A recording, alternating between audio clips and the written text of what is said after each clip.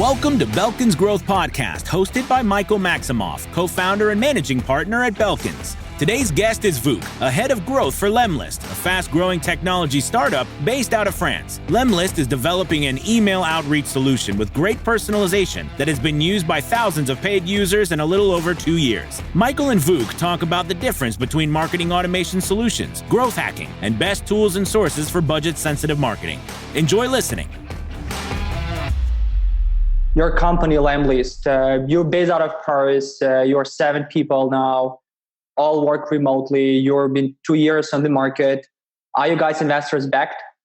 No, man, we're bootstrapping from the first day, early days, till this day. If you were to explain it to my mother, who is not a tech savvy, what is that you guys do? We help you sell online. If I'm explaining to my and your grandmas, but if I'm explaining to let's say an entrepreneur with beginner entrepreneur or advanced entrepreneur. So we're a cold email tool that helps agencies, small businesses, sales teams do email outreach in a personalized and automated way. Nice. And you guys started back in 2017. It's been 2 years, right? Would it be possible to get some of the growth numbers from you? Yeah. So Guillaume recently published a article in terms of ARR. We already passed 2,050, so 250,000 ARR. I would say like closing in on 300 now. How many monthly subscribers do you guys have? So right now we have a couple of, I would say like 300, 400 paid users, as I recall, but like recurring users. Right. If you calculate trial and everything, like I would say maybe over 1,000. And who is your targeted audience? Because the space, the cold email space, right, is kind of very competitive, right? So a lot of folks offer very similar solutions. So I know that the guys from the outreach.io, they target these high-end companies with $10,000, $20,000 monthly subscription. Companies like reply.io target folks that have a few $100 to $1,000. So what is your niche there? So who is your targeted audience? So when Lemlist started, it was usually small businesses, startups, and let's say freelance entrepreneurs. But as the product and the company evolved, I would say like there are a couple of niches that we target. So obviously those are sales teams and agencies. I would say medium-sized, but we have a couple of big clients as well. Besides, like Zendesk is an example of a company, Lemlist as well. But besides sales and agencies, we also target growth teams, SEO agencies, recruiters, and everybody who kind of has the potential to use email outreach as a growth channel. Right. And so what are the top 3 Lemlist features or advantages that the other tools just don't have? I would say personalization. So you're able to personalize images, use dynamic landing pages, and do all kinds of customizations in your email outreach to make it more personal. And it really, like personalization at scale is number 1. Number 2 is probably automation. You're allowed to put a lot of repetitive tasks on autopilot. That's not, I would say, like a competitive feature, but it's an important feature nonetheless. But another competitive feature is the Warmup. So you're able to automatically warm up your email domain, your email address, instead of doing it manually. You can do it automatically. And by doing that, you're able to boost your email durability and land in the primary tab. So that will increase the standard score as well as the conversion rate or the stats for the campaign, right? Correct. Especially for the businesses that are just starting out. Do you guys have numbers for the stats that your campaigns had before you added the warm-up feature, or you had that from the very beginning? I mean, for the warm-up, it was a funny story because it started as a couple of our users in the community said that they are looking for ways to do that automatically because they saw serious drop in email durability. I can't give you numbers as a whole, but individually, like when we compared users, you will probably get temporary blocks from Google. Right. You'll see your open rate is like around 20, 30%, even below that. And usually it's a thing with email durability. People say, oh, like my subject line is not good. But what in reality happens is that your prospects are not seeing your emails. So after you warm up your domain, it usually takes between 2 weeks and a month. You will see your open rate rising. And like a check that we suggest is like aim for 50 plus. So if you're above 50 plus open rate, that's a good sign that your email availability is healthy. Right. Okay. Interesting. We actually, the Balkans, do a lot of that stuff manually. So whenever we get a new domain, we have a dedicated person that just sits on the mailbox and sending some emails, checking and doing that very manually every time. We actually noticed that before May this year, before Google launched this very serious spam policy or something, so you could use a new domain and you can ramp it up very quickly, like a few days, and that's it. But now it takes more time, so the ramp up period is stretched. So interesting. I've never actually heard about the outbound automation tool that do the warm ups, and that's great that you have that kind of feature. Don't do it manually. Don't do it manually because we know how time is limited, and that's probably the most fierce competitor we all share. So Right. don't do it. Come to Lemlist. We'll set you up, and you'll be golden. Like it really works like a charm. Right. So do you guys use your own tool and outbound and cold emailing in to bring in new clients? Of course, especially in the beginning. Nowadays, it's kind of a little bit more sophisticated as we go attack different customer profiles, different audience profiles in different ways. We send a lot of email outreach campaigns when it comes to backlinks and pushing SEO and organic traffic above. And in specific spaces like lead gen agencies and bigger sales team, we do a lot of outreach. Yeah. Did you get Zendesk as your clients by cold email? No, it was. It's different because we're connected through our HQ office, which is Station F. So connected through events and in person, let's say. Okay. What's your current kind of marketing distribution in terms of the division of the pipeline? What's the percentage goes to outbound and what percentage goes to the inbound in terms of getting new leads per month? It's difficult to say on top of my mind because I deal with a lot of numbers, both ours and from our users. But I would say that right now, if we say free trials and users coming into on top of the funnel, organic is our biggest source. We're spending a lot of time distributing our content and getting in touch with people through various communities and groups. So believe it or not, organic is really coming strong and increasing. It should because of our efforts, and so we're happy because of that. But besides that, I would say 10 or 15% come from outreach, 40% organic, and the rest are referrals, social media, and retargeting. Right. Okay. Understood. So since you guys are kind of bootstrapping, you probably have a few platforms or sources in your packet that are not expensive in terms of the budget wise. So can you recommend some kind of top 5 platforms or tools for new entrepreneurs to utilize to get to the level where you guys are and not spend a lot of budget on that? It's a subjective question. Depends on what you're trying to do. Right now, if you ask me right now in terms of from this moment and the KPIs in Q4 and where we want to go from this moment on, I'm spending a lot of time in Ahrefs. So SEO tool, it's not the cheapest tool out there, but I think it's the best in terms of giving you the backlink overview and everything. Since organic is like I said, a huge push at the moment. Ahrefs is where I spend a lot of time. And even for things like Quora distribution, following your competitors, getting content ideas, Ahrefs offers you a lot. So I would say spend on Ahrefs. It's really a cool tool. Keywords everywhere. If we're talking about SEO, it's a free tool that gives you pretty good overview of search intent and keywords and volumes and difficulties, things of that nature. Besides that, I think Phantom Buster is an amazing tool. Phantom Buster is kind of, I would give you an example. It's an API tool that if you want to, for example, search head of growth titles, so head of growth people in San Francisco, and use that as an audience in your email outreach campaign, you can go to Phantom Buster, scrape all the LinkedIn profiles automatically. And put them in Lemlist and shoot a campaign. So Phantom Buster is a must-have for me personally. I like Profitwell. It's a free tool that gives you KPI check. So I like to measure main KPIs all the time. So Profitwell is a cool tool to know if you're good or if you're performing good or not. So what are the main KPIs for you guys? A monthly recurring revenue. Monthly recurring revenue. That's the only KPI that you're looking at. That's the main KPI, and then you kind of have secondary buckets based on what your role is. So for me as a growth marketer, I also want to see the number of free trials per weekly. So on weekly levels, I also like to see the performance in terms of content, and I also like to see different channels. So if I'm talking organic referral, I want to see where my conversions are coming from. And I always look at trends, not numbers as standalone numbers. Right. I want to see. So I would say that, yeah. And you look at that data in the tool that you mentioned for KPI. So you basically built and integrated all of those sources into one place and look at all of those numbers there.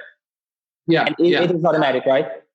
Most of them it is. Sometimes I've stay like an hour longer at the office and go through Google Analytics and Google Search Console. For example, I automated some with Google Data Studio, but it's impossible to automate everything. You kind of need to sometimes and do some manual stuff. Right. So you mentioned SEO. How many content do you do per month? How many blog? Do you do just blog posts and Quora, or what kind of content do you guys do? So most of the times we publish like really in depth. I call them epic articles because they're really long, and the biggest priority is to make them actionable because world already has a lot of theoretic content. If you can make something practical, people can read and then, okay, I can do this. Boom. That's really good. So we do, again, depends on the month because when you're bootstrapping and you're small and lean, days are different. You a lot of things happen that you cannot anticipate. Right. So I would say like 2 or 3 articles a month. And then we have a specific distribution model. I talked about it in one of our YouTube videos. When we create an epic piece of content, there's like a lot of micro units that we can create and distribute across various channels. But yeah, like 2 or 3 articles and 2 videos per month, but really, really super structured along with some guest posts. That's about it. How long have you been doing this kind of content? 3 articles, 2 videos for the past few months? I mean, the numbers vary. In 1 month, we can publish 4. The other one we can publish 2 because we went at some conference or spent some time testing another channel. But I would say since I joined full-time, it was March. We spent like a lot of time publishing content. So every month from March until this day, that was the drill, yeah. And how did it impact the organic traffic that your guys were receiving from the website? It is like doubling every month that you're doing the content, or it's tripling, or? It started slow since we were spending time on different things. Like, for example, support. It was a hassle for all of us. And we wanted to do support because I really think that marketing people really need to do support for a couple of months because only by doing so, it's a boring task. But by doing so, you kind of get into your customer's shoes. So we were spending a lot of time on support. Then another person joined in June, took over the support. So when we kind of freed a little bit of that time, we saw, I would say like now we're growing 1,000 visits per month. We were growing slowly than that. And conversions went from like 30% from organic, went to 40 something, I think, since the last time I checked. Amazing. So that's a very good conversion, by the way. It's not 40% conversion, 40%. I mean, 40% of total conversions are coming from organic traffic. If you make it clear, but we're still in the phase of SEO. There's like a lot of work to do. Like there's like a lot of Google positions to gain, and I wouldn't say we haven't done nothing spectacular yet, but numbers are healthy and revenue is going up, and that's the most important thing. It is. And so you're a team of 7 people. What are the other 6 people? What they're doing? Yeah, so you have Guillaume, obviously the CEO. You have 2 other co-founders, the tech brothers, Francois and Vianney. I consider them both as CTOs, honestly. They are working on the product. And besides those 3, the original crew, you have me and Anna. Anna is more of support/sales, and I'm in marketing/growth.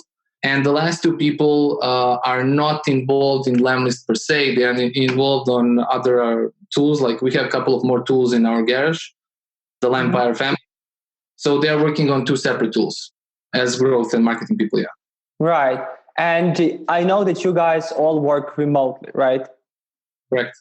And so can you give me an idea of the 3 things about why the remote work sucks? I mean, I couldn't say it sucks. In terms like to answer your question, I think it sucks because you're alone. Most of the time you're either at your home office or you go to a coffee place. So sometimes it's you kind of miss your partner in crime, like sitting next to you, and then you just find it like you really mean it. I think that's the only thing that really sucks. The other things that people already mentioned, like my mind is drawn to other things. I never really suffered from that. My hip hop is the only thing that can take my time away. I kind of go and choose a song here, But I think that's probably the only thing that really sucks. But, remote, you can make it work if you do it in a clever way and you do something that you like. Right, right.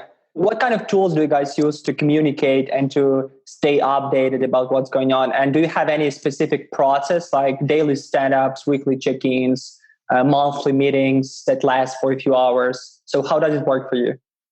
Yeah, we have a lot of processes, and I will just probably take 2 or 3 minutes to walk you through them. But the whole point is we kind of wanted to make everything work from the beginning. So we had like a big companies coming in and kind of collaborating with us on different outreach campaigns. And then we realized that our processes, I don't want to sound like bad, but our processes are much more advanced and we are so small, right? Compare the business stuff. So we have the way we communicate on Slack. So we don't blast like 5 messages out of the blue. There's only one message, one ping, and we use threads a lot. So we don't bother other people on Slack unless there's a need to. So there's like a Slack process. Then there's a process of meeting. We never, like our team meeting where everybody joins in, never lasts more than 30 minutes. And it's never about micro things. So we discuss only macro. It took us 1 or 2 meetings to get accustomed to the flow, but we keep it really, really, really lean. And then if I want to talk to you, we take it offline. And there's a process of the way we talk about the specific project. If it's a project that involves different people, there's a Slack channel for that. If it's a process that involves one-on-one, there's a process for that. So yeah, there's like a lot of ways we try to be as fast as we can. So one-on-one meetings never last more than 15 minutes because if you can't agree on things in 15 minutes, then, you kind of spend a lot of time that you can spend elsewhere. Right, right. We actually have a very similar process in terms of using the Slack and the threads and communicating with those folks that work remotely. But we also realize that sometimes when you spend a week or 2 weeks away from the office, and we usually used to work in one office, we're about 75 people right now working from one office, we realize that still the communication level, we lack some kind of communication there. So we have a Discord, a gaming platform, gaming tool for voice chats in place, and all the team is in Discord and everyone is on mute. But if someone wants to go to the sales channel or to some of the channels, he can just click on the bottom and talk and someone will listen to him. So it's like gamers used to play. It's basically the same in terms of working, some kind of thing. And we actually... It makes things more efficient, right? It is, yeah. Because sometimes when you're bored or you want an update because you don't know what's going on because the developers or the product team are doing some crazy shit that you don't know about, and you are a designer or you are a salesperson, you want to see what's going on there, you just get in and check. Because when you ping a message, sometimes we ignore people because you're so busy with something or you do something else. So that actually helped us to increase the efficiency there. And we actually read a lot of case studies and talked to a few folks about those that work remotely or GitLab and other folks. And they've never mentioned something like that. So we say, hey, okay, maybe this is something new that we will utilize and then we'll tell other folks about. Yeah, 100%. And I'm really, really happy that that's the case, both with you and us, because previous company, when I joined as like a 10th employee, like in the very beginning, and then we grew more than 100 people, and we didn't set the processes right. So it was a mess, like marketing and sales communication. Until we figured it out at such a larger scale, it was a mess. Right now, we had this process when only Guillaume and I were doing marketing. So we had a process, the way we communicate and the way we do meetings. And then we kind of just made them more agile when other people joined, and we all live by the rules. So, what's your secret sauce, by the way? What you would recommend other entrepreneurs in terms of those that are bootstrapping, those that want to achieve numbers, those that want healthy numbers? Why you guys making it happen? Why you're growing and you're making things happen, and other are struggling or suffering? So, what's the mindset should be there, or what kind of process, or what's the secret sauce there for you guys? It will come off as a cliche, but it's passion and tenacity, like really, and just stay the course, test things, see what works, see what doesn't. You can read my article about email outreach stats. and see my campaigns and then check your campaigns and see that those are totally two different stories. So every project is different. Every audience is different. You just gotta, test things and have enough patience to go through the roadblocks. Like we are all struggling. Even the companies that have big numbers, there's always another challenge, another obstacle, another problem. Like everybody's struggling, everybody's winning more, or some don't win yet. Maybe some won't win at all, but you kind of figure it out, you try again. And I think the most important thing is that you just need to figure it out. What kind of company do you like? Right. What kind of colleagues do you like? Like Guillaume and I work good, and we're able to probably achieve those numbers because we're pretty much the same. We think alike, our strategies align. When you don't align, it's like you spend, meetings are longer, there are more friction. And I think I would say just figure out what you like to do. And once you figure out what you do, you just got to test. So you can't, I can tell you let's do retargeting. Let's put a Facebook pixel and let's set up a retargeting flow. And you can say, oh, Facebook ads doesn't work. And I can ask you why. And then if you don't show me that you actually tried it, I'm going to try it. I'm going to use my own salary to try it, Right. Because I think you just got to see if it works. And if it doesn't, you learn something. And if it works, you can take your team out for a Friday drink. True. I agree 100% with you there. So my last question is, what's your big game? What's the long-term target that you want to achieve? What kind of companies do you want to go after? What kind of numbers do you want to achieve? What kind of league do you want to play? You're asking about Lemlist or me as a... Yeah, the Lemlist in general as a company, yeah. Interesting question. I mean, if you asked me that a year ago when I met Guillaume, and now I think answers will kind of differ. But ultimately, I think what we're trying to accomplish is next week we have a target of reaching 1 million ARR. So that's kind of like something feasible in a year time frame. I would say if we accomplish that, I would be really happy. And in terms of where the product will go in the future, it's difficult to say because technology is just changing so fast. So you kind of, the Warmup feature that we discussed, there was a user that came into our community and said, I wonder if we can all create a pod and, help each other warm up each other's email addresses.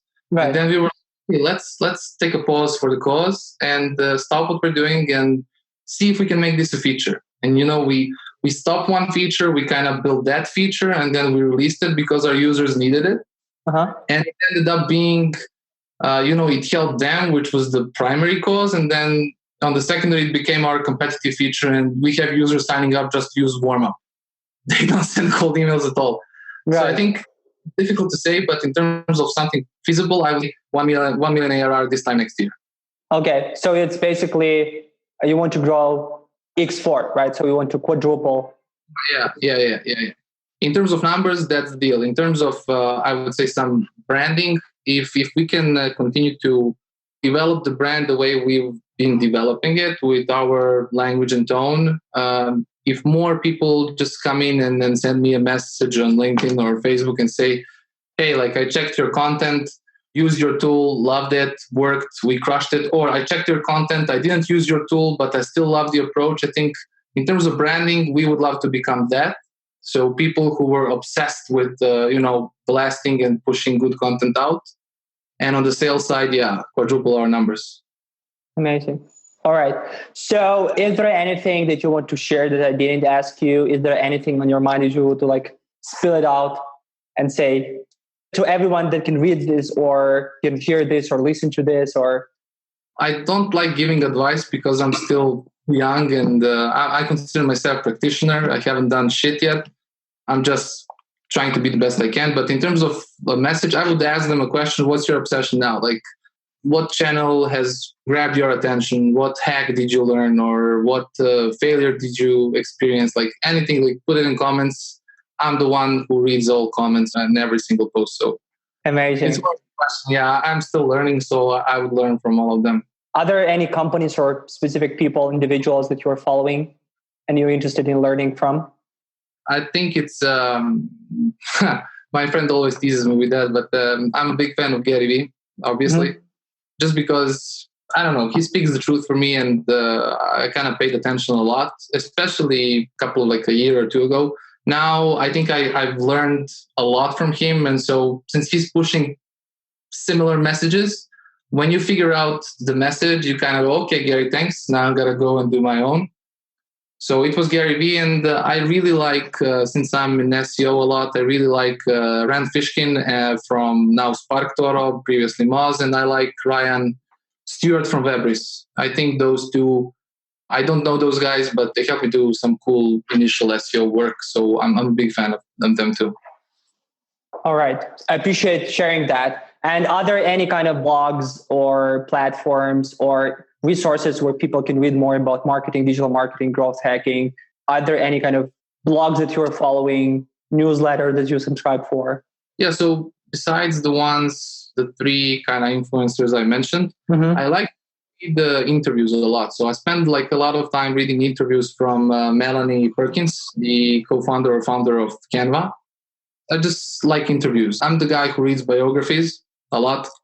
So I just like to get inside. I try to get inside people's heads and kind of wander around and see what makes sense or what doesn't. But I cannot single out something I read religiously. I kind of have the Morning Brew newsletter, which I kind of just occasionally I just Google stuff and find content that I'm interested. But mostly those are interviews and podcasts and things of that nature. Well, Vuk, I appreciate you sharing all of that. It was very inspiring. I definitely pick up a few names that I'll be following myself. Your guys are doing a great job. You're growing fast.